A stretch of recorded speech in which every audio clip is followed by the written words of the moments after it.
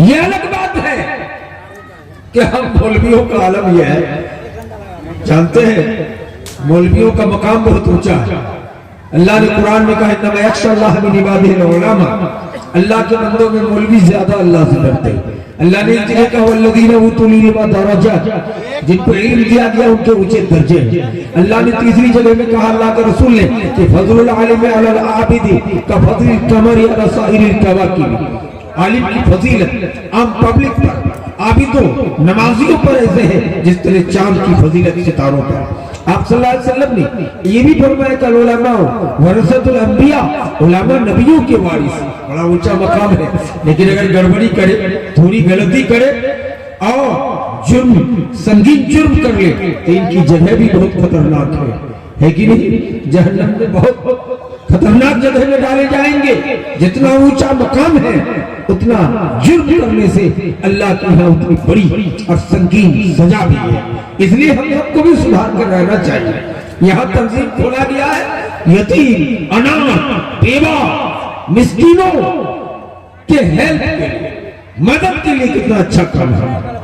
अरे एक help line बुरा मत मानिएगा, पूरे हिंदुस्तान का अमूमन और बिहार और झारखंड और बंगाल का खुसूसन क्या हाल है जानते हैं? यतीम, अनाथ, मिस्कीन, फकीर के नाम पर पैसा ला के अपनी प्रॉपर्टी बना लिया जाता है, अपनी संपत्ति बना लिया जा रहा है। इस पर कोई बोलने वाला नहीं है। कोई बोलने वाला तो हम क्यों बोलने जाएंगे? वो 40,000 करके एक नल लाया, 2,500 करके देके कर रहा है, वो अपना जाने उनके अमल जाने बोलते हैं। वो 25 लाख की मस्जिद ले आए, हमें 5 लाख दिया है, 20 लाख रख लिया, हम कुछ लगा के सुंदर मस्जिद बना ली। हम क्यों बोलने जाएंगे? ये मोमिन का काम नहीं है। अपनी इजराइल की कहानी जानते हैं ना, जिसने शनिचर के दिन मछली मारने से रोका था, उसको बंदर नहीं बनाया गया। लेकिन जो अच्छे लोग थे कहा हम क्यों मना करने जाएंगे, अल्लाह ने उनको भी बंदर बना दिया। इसलिए कि दाऊद नबी की मुखालफत हो गई उसमें, समझ रहे हैं कि नहीं? इसलिए आपको रोकना भी पड़ेगा। दलील हदीस में मौजूद है कि हजरत उमर रज़ियल्लाहु ताला अन्हु जलाली सहाबी हैं। हजरत उमर मिंबर में खड़े हुए खुतबा देने के लिए, हजरत अबू सईद खुदरी, हजरत मोहम्मद बिन मसलमा फारूक आज़म को मिंबर से उतार दिया तो खुतबा देने नहीं दिया। कहा क्या हो, ये नया कुर्ता कहाँ पाएगा? किसको? देश के प्रधानमंत्री को। फारूक आज़म है, जलाली सहाबी है, जिनकी मुआफ़क़त में 16-17 जगह कुरान की आयत नाज़िल हुई है, जिनके मशवरे को रब ने कुरान की आयत बना दिया है। वो फारूक आज़म को अबू सईद खुदरी मिंबर से उतार देते। बेहतरीन कुर्ता कहां से पाए? खत्ताब का बेटा हो, तुम्हारा ज़राए आमदनी जानता हो, कितने पैसे के तुम मालिक थे? कहा मेरा बेटा अब्दुल्ला बयान है। हजरत अब्दुल्ला इब्न उमर रज़ियल्लाहु ताला अन्हु उमर का बेटा है। मस्जिद नबी में खड़े हो गए कि साहबा इकराम की चमक, आज मेरे बाप फारूक आज़म को मिंबर से उतार दिए हो। नया कुर्ता या नया जुब्बा या शेरवानी देखकर आप सबको पता है कि हमारा बाप फारूक आज़म जिस कुर्ता पहन के खुतबा देते थे उसमें पैबंद लगी थी। पैबंद हम लोग बंगला में बोलते ताली लगी हुई थी, है ना? इसलिए बैतुल माल से सबको एक एक चादर हिस्से में मिली है ना। हमको भी एक मिली, एक मेरे बाप फारूक, दोनों मिला के मेरे अब्बा को जुब्बा बना दिया। आप जायज है कि नहीं, है ना? इस पैबंद के बारे में अजीब कहानी है। हमारे बरेलवी भाई के पास मौलवी ने बयान किया कि 70 पैबंद लगी थी। और एक मौलाना ने कहा 70,000। तो जब हजरत उमर के कुर्ते में 70,000 पैबंद लगी थी तो उमर का कुर्ता कितना बड़ा होगा? हकीकत यह है कि 2-3 पैबंद लगी। कहा इसलिए मैं नया कुर्ता बना के दिया हूं। क्यों उतार दिया? खत्ताब का बेटा, ज़राए आमदनी जानता हूं, आपका जमीन कितना, पैसा कितना, बिजनेस क्या, कहां से लाए? हमारा कोई बोलने की हिम्मत नहीं। यहाँ बड़े बड़े आलिमों की टोली है बिहार झारखंड में। कल तक उनके बाप भी भिखारी थे, खानदान भी भिखारी, उनके पास एक कट्टा जमीन भी नहीं। लेकिन आज उनका हाल यह है कि यतीमों, गरीबों, मस्जिदों, मदरसे को पैसे को लेकर 80-80 लाख की गाड़ी में चढ़ने का काम किया। मस्जिदों को इमरावास के मकान की तरह से बना के अल्लाह के घर की कटौती करके अपना एसी लगवाया। अल्लाह के घर की कटौती करके इन कौमों ने अमानत की इतनी बड़ी खयानत की है। अल्लाह की कसम, कल क़यामत के दिन अल्लाह तबारक व तआला की यहाँ पास नहीं हो सकेगा, नहीं हो सकेगा, नहीं हो सकेगा। आज तक कोई बता सकता है किसी सऊदी या कुवैती या किसी मुल्क वालों ने दे दिया हो कि मौलाना रफीक आलम तैयबी साहब आप पैसा वाले नहीं हैं तो आप 1 अरब रुपया ले जाइए, घर बना लीजिए, 80 लाख की बहुत महंगी गाड़ी खरीद करके घूमिए, मोटरसाइकिल में चलने में आपको दिक्कत है। दिया है? नहीं दिया है दोस्तों। पैसा दिया किसके लिए? अल्लाह का घर मस्जिद संगमरमर की बननी चाहिए। पैसा दिया किनके लिए? गरीबों के घर में टीवल पहुंचाओ। बिहार में 40,000, झारखंड में टीवल नहीं, उसमें कूद की शक्ल में 5 लाख करके ये साहब ठीका उठा के लाते हैं। 10-10 हजार, 20-20 हजार नल आप पूरी पैसे हजम कर जाते हैं। कहां जमात का फतवा? अरे हर मेहनत तो ले सकता था, जायज होता कि हम खट रहे हैं, दौड़ रहे हैं, कुछ ले लें, लेकिन ये पूरा सिक्का जमा गायब कर लेते, हजम कर जाते। ये क्या है? ये बात इसलिए मैंने कही, ये मौजू के मुताबिक नहीं है।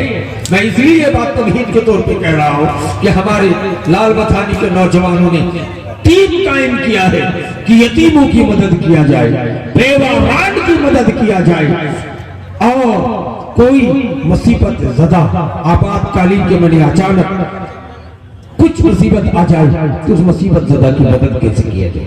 किसी को बीमार है, गरीब है, इलाज नहीं करा पा रहा, इलाज कैसे कराया जाए? यह हाल है हम आलिमों की कि हमने यतीम, गरीब, मिस्कीन, कैंसर के इलाज के नाम का पैसा और तमाम पैसों को ला करके खाने का काम किया। क्या होगा इस वक्त? मेरा मौजू है समाज सुधार। कैसे समाज के अंदर सुधार पैदा होगा? नबी ने समाज के अंदर सुधार पैदा किया है। दलील, हुसैन रज़ी अल्लाह ताला अन्हु नबी के नाती हैं। मोहब्बत प्यार कितनी।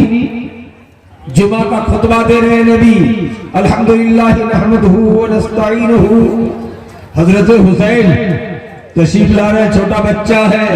नबी मिंबर से उतर के मस्जिद के गेट पर चले गए, हजरत हुसैन को गोद में लेकर खुतबा दिया। प्यार देख रहे हैं नाती से। हजरत हुसैन नमाज के टाइम पे आ गए, नबी इशा की नमाज हुसैन को गोद में लेकर पढ़ा रहे हैं। जब किरत करते हजरत हुसैन को गोद में लिए रहते थे और दाएं हाथ बांध के नबी ने इशा की नमाज पढ़ाई। जब रुकू में जाते, सजदे में जाते, हुसैन को बाएं रख देते थे गोद का बच्चा। इतना प्यारा बच्चा। हजरत हुसैन के बारे में नबी ने कहा था ये मेरी जिस्म का टुकड़ा है, कहा ये जन्नत के नौजवान का सरदार है। हुसैन मेरा जिस्म का टुकड़ा है। इतनी मोहब्बत है। प्यारो, आप अपने बच्चों से बहुत प्यार करते हैं। कहते बच्चे क्या करते हैं? तो दिन भर मोबाइल देख रहे हैं, लूडो खेल रहे हैं। हमने क्या प्यारा बेटा है, अकलौते बेटा है, ये नबी की नाती है। हुसैन से इतनी मोहब्बत है, लेकिन ये हुसैन हबुआ बांध कर चल रहे थे, जिसको बंगला में हम लोग कहते हम पूरा बांध कर चल रहे थे। हुसैन चलते चलते सदके का खजूर का ढेर था। एक खजूर हजरत हुसैन बच्चा है, ना समझ है, उठा करके अपने मुंह पे रख लिए। हजरत हुसैन के हलक में हाथ डाल के नबी कायनात ने निकलवा दिया। बुखारी का लफ्ज है कि नबी ने कहा हश हुसैन उगल दो। सही मुस्लिम में मौजूद है हुसैन उगल दो। आले रसूल के लिए सदका जायज नहीं है, आले रसूल के लिए ज़कात जायज नहीं है। जिस ज़कात की खाने की भीड़ आज हम मौलवियों में है, जिस ज़कात को हम चोरी करके यतीम, अनाथ, बेवा मिस्किनों का पैसा खाने का काम करते हैं, वो एक खजूर हुसैन मुंह पे डाल लिए बच्चा है, ना समझ है। इमाम कायनात अपनी नाती के हलक में उंगली डाल करके हुसैन से उगलवा लिया। कहा उगल तो हुसैन आले रसूल के लिए संता खाना जायज नहीं। मेरे भाई, समाज का सुधार किस तरह हुसैन कर रहे हैं? अपनी नाती एक तरफ बहुत प्यारा है, लाडला है, दूसरी तरफ हम और आप कहते कि खा लिया छोटा बच्चा खाने दीजिए, लेकिन नहीं, इस तरह बच्चों की तरबियत करनी पड़ेगी, तब समाज के अंदर सुधार पैदा होगा। अगर आप एक अट्ठे बच्चों को आवारा छोड़ दिए मोबाइल के साथ, ये मोबाइल एक सिनेमा हॉल है और मोबाइल से अच्छी चीज भी देखी जा सकती है, आपने छोड़ दिया, जब बच्चा बड़ा हो गया तो अगर नमाज पढ़ो नहीं तुम मरेंगे, अगर नमाज पढ़ने कहोगे तो नमाज पढ़े करोगे, आपसे लड़ाई कर बैठे। नबी तो वो तालीम दिया था कि जब बच्चा 7 साल का हो तो नमाज पढ़ने के लिए कहो, और 10 साल का हो जाए नमाज ना पढ़े तब एक आध तमाचा लगाओ, समझाओ, काटो, नमाज पढ़ने के लिए ले। तरबियत तो बच्चे से होनी चाहिए। अगर आप बच्चे से तरबियत बेहतर दोगे तो समाज के अंदर सुधार पैदा होगा। आपका बच्चा अब ये से गाना गाता है, आप मजे से कहते हैं कि हमारा रख लो तो बेटा, तो गाना सुनाओ तो बेटा, क्या देखिए अंग्रेजी भी सीख लिया है, बोलता है अंग्रेजी, 2-4 शब्द सीख लिया। इमाम कायनात ने अपने नाती हजरत हुसैन को बच्चे के आलम पे कलमा सिखाया कि हुसैन कलमा पढ़ना सीख लो। जब हजरत हुसैन कलमा पढ़ने लगे, हजरत हुसैन को एक एक चीज की तरबियत नबी कायनात ने बच्चों से देना शुरू कर दी। हमें आपको चाहिए कि हम भी अपने बच्चों को ऐसी तरबियत दें कि जब बच्चा थोड़ा बड़ा हो जाए या छोटे से उनको बेहतर तरबियत देते 15 साल तक पहुंचा दें। अगर अच्छी तरबियत दे तो हमारा मुआशरे के अंदर सुधार पैदा होगा, हमारा बेटा आवारा, गुंडा, शराबी, बदतमीज नहीं होगा, अदब देना होगा, है कि नहीं। और बहुत से बड़े बड़े मुहद्दिसीन ने भी लिखा है कि छोटे बच्चों को छोटे में आप से मुखातब होना चाहिए, या बंगला में आपनी, क्यों आप छोटा बच्चा समझ के तुम कहोगे तो छोटा बच्चा दोहरा के आपको बाप को भी बोलेगा कि तुम खाए। इसलिए बच्चे के सामने उनको आपसे मुखातिब होइए तो वो भी आपको दिखा दे कि वही जुमला बोलेगा। ये बच्चों की तरबियत बेहतर तरीके से दीजिए, समाज के अंदर सुधार पैदा। बच्चे बड़े हो गए, शादी ब्याह का जमाना आ गया, शादी ब्याह में हमारी सिरशाबादी माहौल में अल्लाह की अब तो कुछ कम हो गया। पहले जमाने में बिदात, खुराफात, थोबड़ा, धान का कुटना और उसके जरिए लोगों को खीर खिलाना और फिर केक काटना, और उसके बाद क्या क्या होता था, बच्चे दूल्हा दुल्हन जिसको हल्दी लगाया जा रहा है उनका मुंह को पकड़ लेना, उससे पैसा लेना वगैरह बिदात और खुराफात। अब बच्चे आबिर रंग लगा करके घूमते हैं जो बिल्कुल शरीयत के खिलाफ। ये सब रस्म है, ये पहना, ये खिरकाची, ये बहू देखा देखी, ये सब गलत। आप जानते हैं बांग्लादेश की मशहूर मौलाना अब्दुल रज़्ज़ाक बिन यूसुफ हफिज़हुल्लाह की तकरीर तो आप सुन चुके हैं कि जो लोग बहू देखने जाते हैं सब आंख का ज़रा करके आते हैं। इस्लाम में है कि जो लड़का शादी करने का बिल्कुल इरादा कर लिया है कि एक हफ्ते में मैं शादी कर लूंगा, तो वो अगर किसी लड़की को देखना चाहे शादी की नीयत से तो देखना चाहिए। दलील नबी सल्लल्लाहु अलैहि वसल्लम एक अंसारी नौजवान से पूछे कि तुम शादी करना चाहते हो? का लड़की देखे हो? का नहीं देखे? का कोई पता है? का जी पता है इनके घर में एक लड़की। का नहीं देखे हो तो देख के आ जाओ। इससे पता चला कि जो शादी करेगा उनके लिए जवान लड़की को देखना उनके लिए जायज है।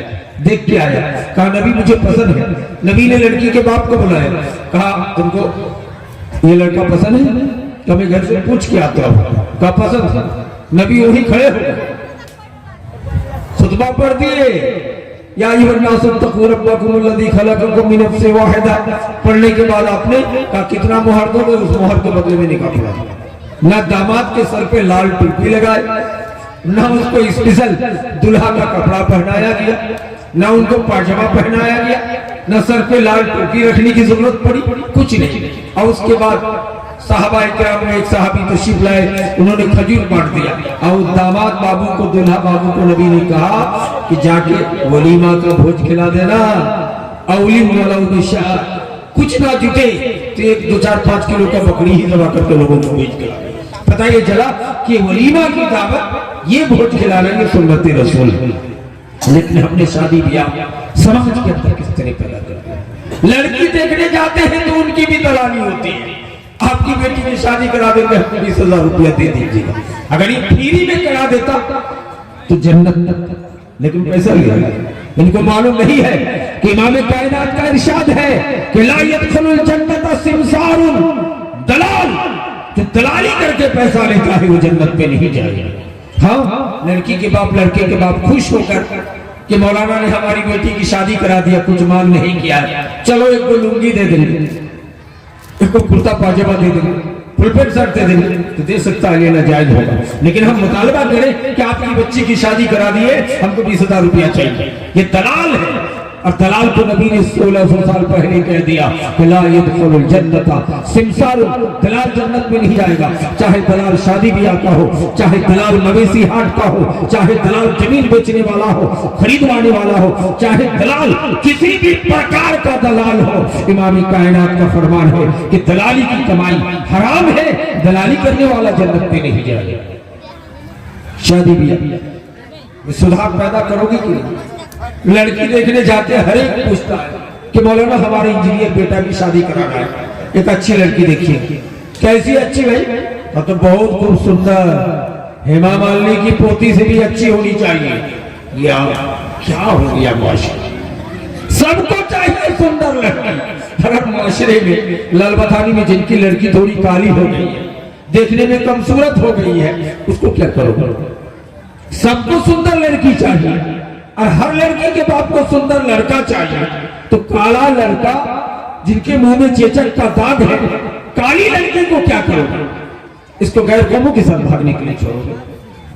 हाँ, नबी कायनात के सामने एक काले कलौट सहाबी तशरीफ लाते हैं, मुंह में चेचक का दाग है, मोटा मोटा होठ है, बड़ी बड़ी दांत है, कहते आका पूरा मक्का मदीने में कोई बेटी देने के लिए तैयार है। नबी ने कहा जाओ फला सेठ के घर, पहुंच गए। सेठ निकले, क्या आए? कहा कि आपकी बेटी को निकाह का पैगाम देखने के लिए आए। कहा तुम अपनी शक्ल आईने में देखा है? हमारी बेटी इतनी खूबसूरत पढ़ी लिखी और तुम उससे शादी करने के लिए पैगाम लेके आए? भागो यहाँ। मायूस होके उठ के जा रहा था, लेकिन कैसी लड़की की तरबियत थी, कैसे बात थे। लड़की बाहर निकल आती है, कोई पागल नहीं, होशियार खूबसूरत पढ़ी लिखी लड़की थी, बाहर निकल के कहती है कि अब्बा ये आने वाला काला है, आने वाले के मुंह में चेचक का दाग है, लेकिन आपको पता है इसको भेजने वाला इमामुल अंबिया महबूब किबरिया जनाब मोहम्मद रसूलुल्लाह है।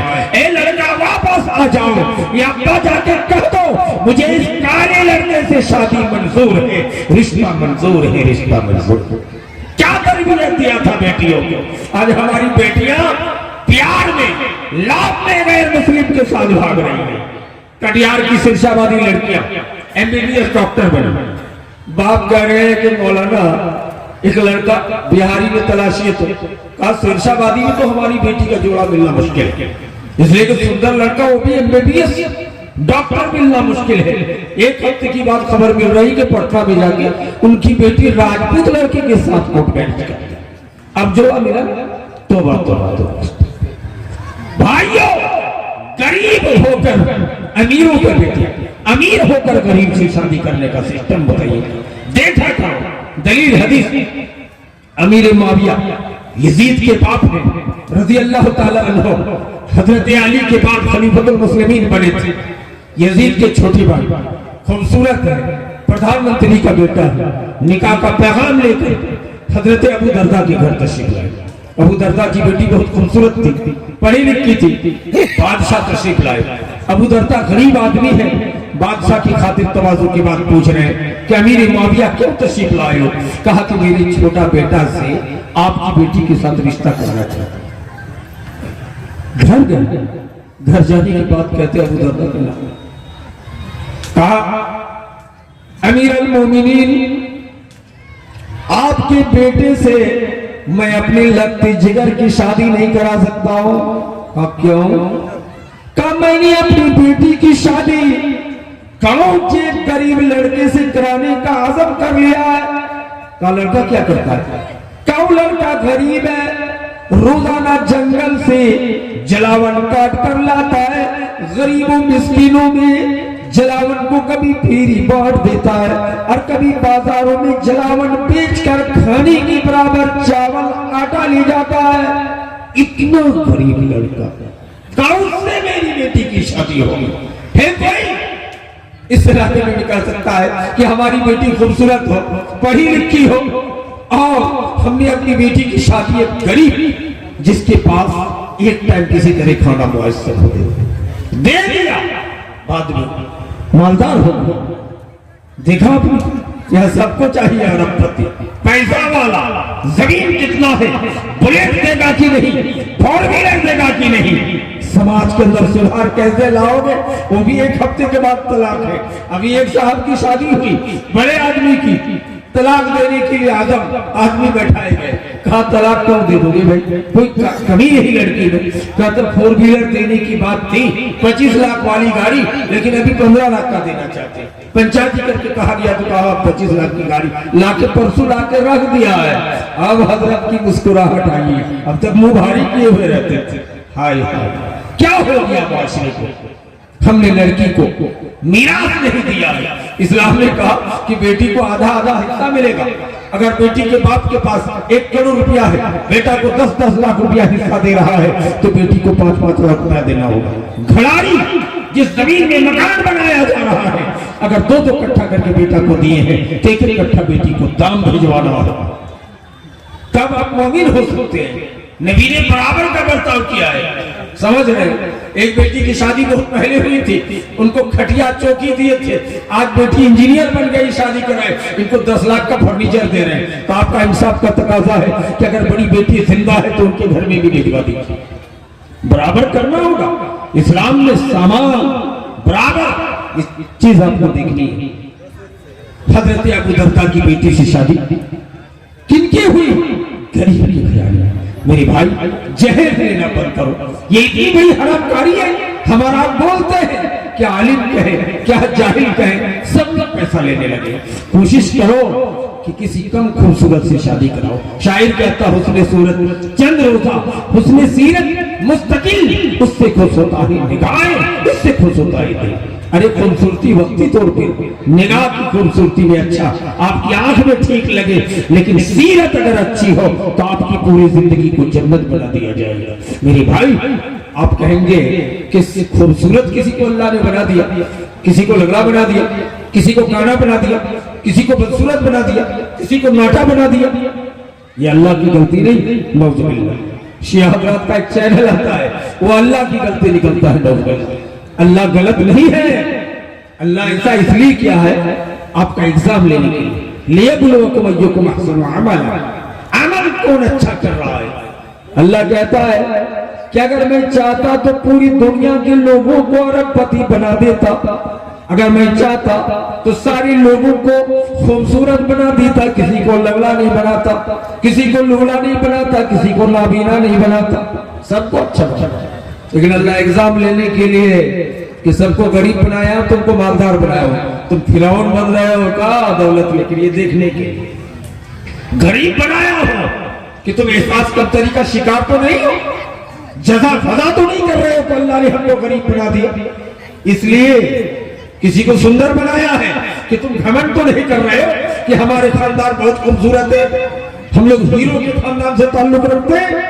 नहीं, मैं मुख्तसर यह है कि अपने बेटा बेटी की शादी अगर आप मालदार हैं, गरीब लेकर आके देखो मेरे भाई, सुन्नत को जिंदा कीजिए। अगर आपका बेटा सुंदर है, एक गांव की कम खूबसूरत लड़की है, काली है, आप शादी करा के देखिए। मैंने आंखों से मुशाहिदा किया है कि लड़का अच्छा है और लड़की बहुत बदसूरत है, लेकिन सीरत अच्छी है। उनके बदन से ऐसा ऐसा खूबसूरत लड़का लड़की पैदा हुआ, एक भी बदसूरत नहीं। अल्लाह का तुम्हें हो, हर चीज का फैसला करने वाला हो, लेकिन तुम शादी करते समय ये जुल्म ना करो।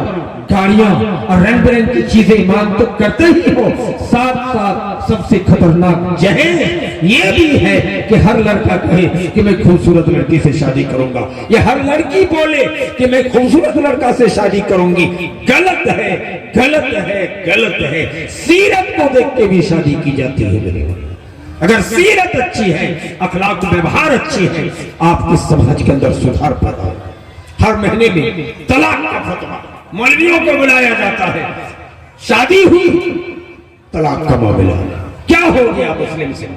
अल्लाह के रसूल सल्लल्लाहु अलैहि वसल्लम ने कहा कि तलाक देना बहालात मजबूरी जायज है, हलाल है, लेकिन अब गज़ुल मुबाहात कहा है कि हलाल चीजों में सबसे खतरनाक, सबसे खराब हलाल ये तलाक का देना है बहालात मजबूरी। यहाँ फटाफट तलाक, थोड़ी सी बात हुई, नाचाकी पैदा हुई, तलाक दे दिया।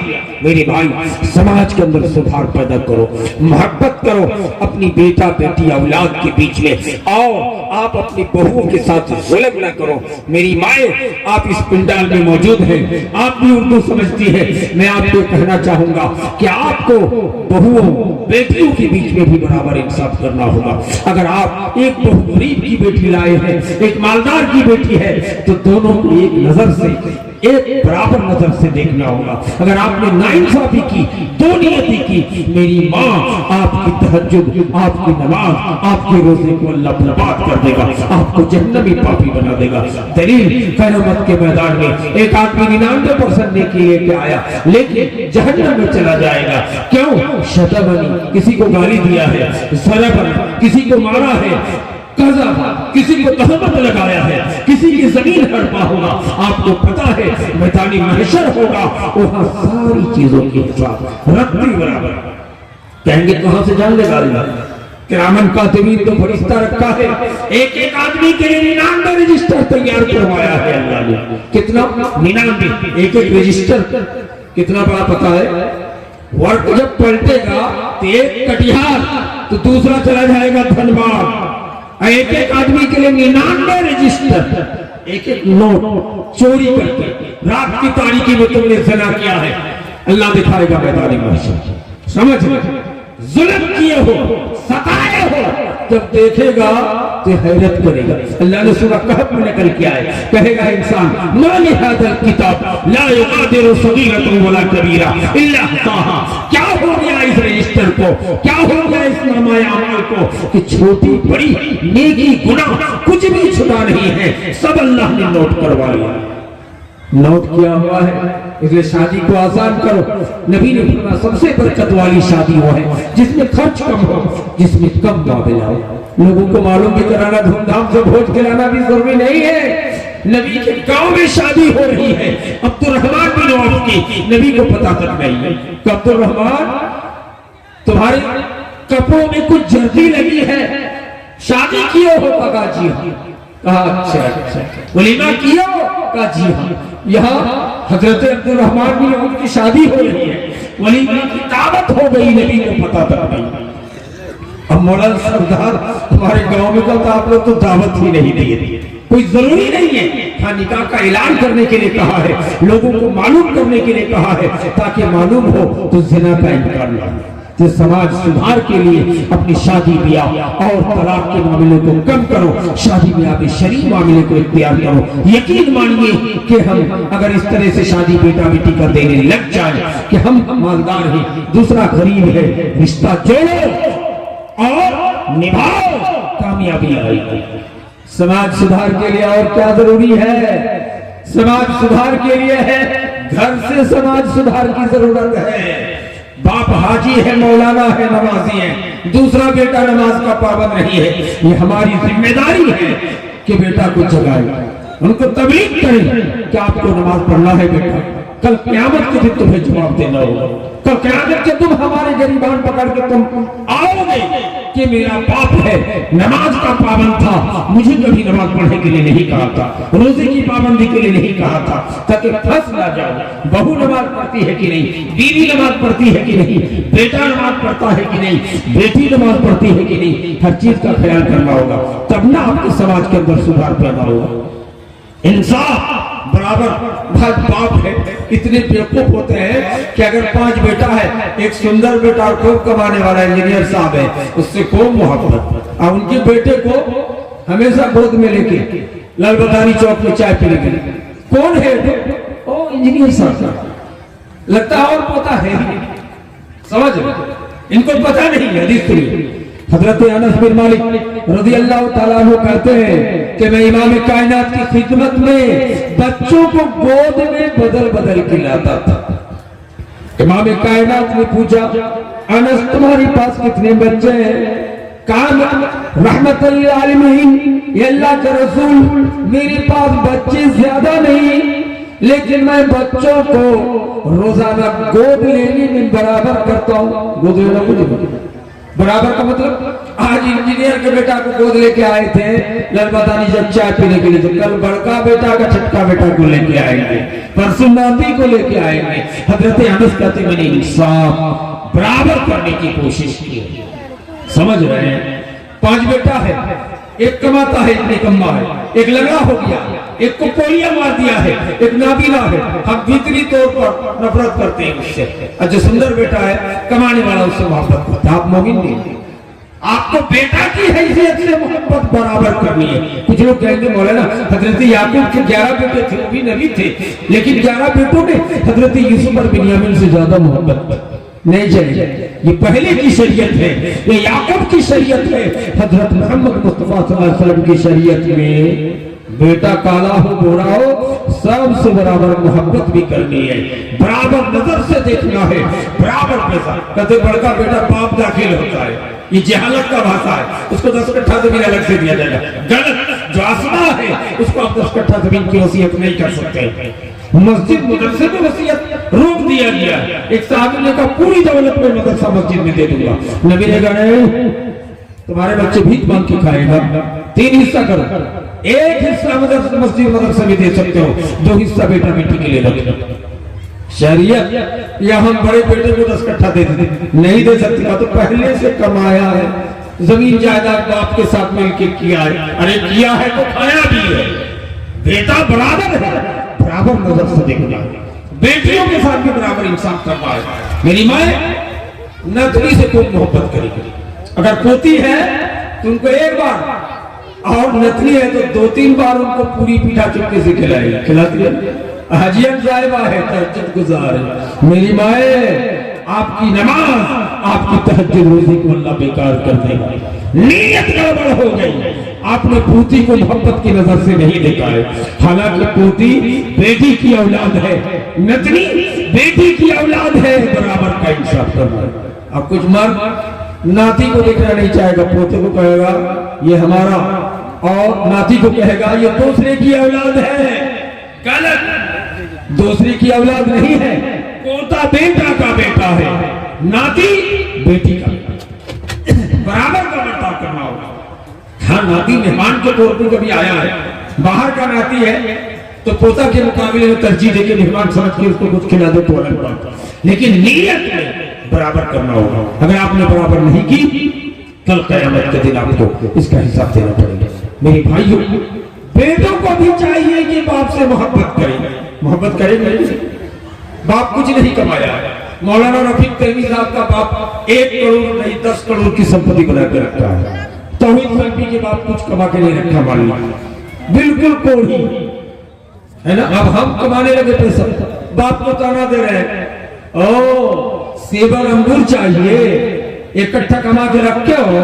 मौलाना रफीक तहमी साहब जब आपको देखिए संपत्ति जमा, ऐसा कहने वाला बेटा इनकी नमाज, इनकी रोजों को, इनकी सारी नेकियों को अल्लाह नाएगा कर देगा, अल्लाह बर्बाद कर देगा। एक हदीस में है कि नबी सल्लल्लाहु अलैहि वसल्लम के सामने एक आदमी आए, कहा कि हमारे बेटे पर क्या हक है? तो नबी ने कहा आपके बेटे का खून, आपका बेटे का जिस्म, आपकी बेटा की कमाई, आपकी दौलत। बाप को कमा के रखना होगा। अरे रखा हो तो होशियार बाप ने रखा है तो अलग बात है, अगर कुछ भी नहीं रखा है तो भी आपको बाप की खातिर तवाज़ु करनी है। बीमार कहे तो इलाज कराना है, माथा दर्द हो तो सर दबा देना है, बाप की खातिर तवाज़ु, माँ बाप की खातिर तवाज़ु हर हाल में करना है। अगर आपने माँ बाप को नाराज किया तो आपके साथ अल्लाह तबारक व तआला आपको बख्शेगा नहीं, आपके साथ अच्छा बर्ताव नहीं करेगा। हदीस में है कि जन्नत तहत अक़दामिल उम्महात, जन्नत माओ के कदमों के नीचे है। एक रिवायत में है कि जन्नत माँ बाप के पैरों तले है। अगर आपको जन्नत चाहिए तो माँ बाप की खातिर तवाज़ु कीजिए मेरे भाई, माँ बाप को सताने का काम नहीं कीजिए। ये अलग बात है कुछ बेईमान लोग होते हैं कि बाप को भी गस्ता नहीं है। एक अच्छे आलिम दीन है, मौलाना है, मदनी साहब है, बाप काला कलोट है, मुंह में चेचक का दाग है, धोती पहन के आया है। बहुत से बड़े बड़े लोगों के साथ बेटा मदनी साहब बैठे थे, तो डॉक्टर सैयद अब्दुल हफीज रहमतुल्लाह अलैह दरभंगा के सेक्रेटरी पूछ रहे हैं कि ये कौन है, तो सोचा कि मैं अगर बाप कहूं तो हमारी तौहीन हो जाएगी। इतने अच्छे मौलाना, इतने सुंदर मौलाना का बाप संथाल मुजाहिर की तरह कहा मैं सर्वेंट का बाप तो जाहिल आदमी है, अंग्रेजी बुझेगा नहीं, तो कहा मैं सर्वेंट। वो किधर खड़ा रहा, सल्फिया के गेट में चला गया। मदरसे के पढ़ने वाला तलब आ रहे थे, जा रहे थे, कहा वो अपनी भाषा में मिथिला जबान में कि बुआ मैं सर्वेंट माना कथी में, तो कहा मैं सर्वेंट माने मेरा लोग और जाए। छोटी लाइन की ट्रेन पकड़ के घर वापस चले गए। बीवी पूछ रही है कि पोतों को देखने के लिए गए थे, मदनी साहब बेटा का क्या हाल है, रो रहे हैं। कहा मुझे शर्म आ रही है, जिस बेटा को रात में फजर की नमाज से पहले ट्रेन पकड़ने के लिए मैं जाया करता था, बेटा खाली हाथ में, मैं बाप होकर उस बेटे की एटीजी अपने सर पे लेके जाया करता था। आज उस बेटे ने भरी महफिल में उनको बाप मानने से इनकार कर दिया है, उनको नौकर कहा। नौकर रहना कहोगे बाप को, कितने काले हो, गरीब हो। एक चचा भीख मांगते हुए आ रहा है, मौलाना आप तो बड़े सेठ हैं, 10 अरब की गाड़ी में चढ़ते, ये कौन है, सुना है कि आपका चचा है। हालांकि चचा लगता है, सोचा कि तौहीद हो जाएगी, ये लंगड़ा है, इसको पोलियो मार दिया है, ये आश्चर्य मामला बचने के लिए तैयार। नबी कायनात ने 1600 साल पहले बोल दिया कि क़ुर्बे क़यामत में गरीबों से रिश्ता तोड़ा जाएगा, अमीरों से रिश्ता जोड़ा जाएगा, सुंदर लोगों से रिश्ता जोड़ा जाएगा, थोड़ा कम सुंदर से रिश्ता तोड़ा जाएगा, गैरों से रिश्ता जोड़ा जाएगा, दोस्त खूब होगा और अपने खानदान, अपने रिश्तेदार को दूर किया जाएगा। जबकि हदीस है, नबी ने फरमाया यदखुल जन्नता कातिउ रहम, रिश्ता नाता तोड़ने वाला जन्नत में नहीं जाएगा। एक बेईमान कहते हैं कि हम जिंदगी में बेटी का घोड़ी अच्छे आदमी, एक आदमी है, हमने कहा तुम अच्छे आदमी हो, पता हाजी साहब है, मौलाना भी हम थोड़ा पढ़े लिखे, बेटी के घर नहीं गए। इमाम कायनात जो फरिश्तों से अफजल, जमी से अफजल, जमा से अफजल, मकी से अफजल, आसमान से अफजल, दुनिया की सारी कायनात से अफजल शख्सियत इमामुल अंबिया महबूब किबरिया जनाब मोहम्मद रसूलुल्लाह सल्लल्लाहु अलैहि वसल्लम हर हफ्ता मौजूद रहते थे। तो 3 मरतबा बेटी फातिमा के घर आया करते थे। आज तुम कहते हो हम स्टैंडरी में बेटी के घर नहीं गए कि हम मालदार हैं, दामाद गरीब है, दामाद के घर में खाने का अच्छा इंतजाम नहीं है, तुम बेटी के घर नहीं जा रहे हो। मेरे भाई हक अदा करो। गांव में कोई चचेरी खाला है, चचेरी चाची है, कोई रिश्ते में रहे, दूर में है, उनका घर जाया करो। अगर तुम मालदार हो गए हो, हर एक रिश्ता नाता को तलाश कर जाओ, नहीं तो तुम्हें ये नवाज, ये रोजा जन्नत जाने नहीं देगा, ये बख्शा इसके लायक नहीं करार दिया जाएगा। रिश्तों को जोड़ो, तोड़ो नहीं। गरीब हो, फकीर हो, लंगड़ा हो, लूला हो, काला हो, उनसे रिश्ता जोड़ने का मेरे भाई, रिश्ता जोड़ोगे कि नहीं? रिश्ता जोड़ना है, सबके साथ बराबर का सम्मान करना है। अगर बराबर आपने नहीं किया है तो आपके अंदर ईमान की खुशबू दूर नहीं। बहुत से लोग रास्ते में बिहार में होता है, अगर उनके बगल में कीचड़ है तो लोग उनके दरवाजे गली होके जाते हैं, तो ये लोग क्या करते, बांस बांध देता है। हाय यहाँ नबी का दर्ज है कि ईमान के 73 दर्जों में आखिरी दर्जा ही अगर कोई रास्ते से कांटा हटा के साइड में फेंक दे, कीचड़ है। अरे हमको आपको चाहिए था कि मोटरसाइकिल और गाड़ी वाले को बड़ी तकलीफ हो रही है, रोड गड्ढा है, कीचड़ है, हमारे गली में कोई काम नहीं है, लोग ऐसे घूम के कट के जा रहा है, वहां जाने के लिए रास्ता हमवार करना चाहिए था। ये मोमिन का तकाजा था, ये मोहम्मद मुस्तफा का दर्द था। ये जाए कि हम बाज बांध रहे हैं, बड़े बड़े बोल्डर ला के रख रहे हैं, कांटे लगा रहे हैं, किस सच्चे की तुम मोमिन हो। मेरे भाई मैं आपको कहना चाहता हूँ और 2-3 मिनट में चंद बातें बोल के खत्म करूंगा। मौलवी देखे कहते मौलवी, एक मौलाना ने तकरीर की कि जाहिल रात भर इबादत करे और मौलवी सोए तो उनका नेकी मौलवी का दे। जाहिल आदमी उनका भाई थे, वो भी बड़े हाजी तहज्जुद गुजार थे, फजर की नमाज पढ़ के घोड़े घोड़े हमारे घर पहुंच गए। समझ रहे थे तुम्हारे कहा के मसला पेश आ गया। कहा हमारे भाई सोहराब मौलवी दोनों इंतकाल कर गए। क्या वो कहते हैं कि आलिम सोए जागे रहे रात भर और जाहिल रात भर इबादत करे तो आलिम की नेकी ज्यादा है। हमने कहा वो बताने का तर्ज गलत क्या है, आपको समझने में भी भूल हो गया। हदीस में या शरीयत में इतना है कि एक मौलाना इशा की नमाज पढ़ने के बाद लिखता है कुरान की शरह तर्जुमा, हदीस की बात, दीन की बात मुताला करते करते 12 बजे सो गए। लेकिन हमारा भाई कोई जाहिल पढ़ना नहीं जानता है, तहज्जुद गुजार है, वो रात भर इबादत करता है। तो इसमें पूछा गया कि नेकी बेसी किनकी है, तो कहा मौलवी। क्यों? मौलवी ने जो लिखा पढ़ा तो उससे 1000 लोगों को फायदा मिलेगा आगे चलकर। जिनको पढ़ाएगा वो तालिब इल्म जो पढ़ेगा उनकी किताब देखकर उनको सवाब पर सवाब मिलता चला जाएगा। इसलिए नेकी ज्यादा है, ना कि ऐसे है कि आलिम सोए रहे तो अब मौलवी आम आदमी जगा रहे इबादत करे तो मौलवी का नेकी ज्यादा नहीं। अल्लाह ने कहा अल्लाह की इबादत करो। हजरत अब्दुल्लाह ने पूछा हुजूर और नबी आने वाले नहीं है, तबलीग कौन करेगा, उम्मत का समाज सुधार कौन करेगा? तो नबी ने कहा था वरसतुल अंबिया, मैं खातमुन नबीय्यीन हूँ, मेरे बाद कोई नबी रसूल आने वाले नहीं है, लेकिन इनकी सुधार ये उलमा करेंगे, ये उलमा नबियों की वारिस। मेरे भाई किया है हमारे जमाते अहले हदीस के बड़े बड़े आलिम। 5 आलिम का नाम गिना दो, सबसे बड़े आलिम मौजूदा दौर के अल्लामा शेख नासिरुद्दीन अलबानी रहमतुल्लाह अलैह, नाम सुने सब उलमा जानते हैं, हदीस की सनदों की बहुत बड़ी जानकार थे। अल्लामा अलबानी जलसा करने के लिए मदीना आए, कहां से? अल्बानिया से। सेमिनार में तकरीर के बाद जैसे आप लोग नजराना देंगे ना, तो यहाँ तो नजराना शरीयत के खिलाफ पहले ही बुक हो जाता है, समझ रहे? तो नजराना पैक करके दिया। शेख अलबानी अपनी जेब से लिफाफा निकाल के देख रहे थे, 1 लाख रियाल। कहा कि मैं तकरीर करके पैसा नहीं लेता, मैंने किताब लिख के पैसा नहीं लिया। सारे मदनी हज़रात से कही कि अलबानी की इस सुन्नत को क्यों बयान नहीं कर रहे हो?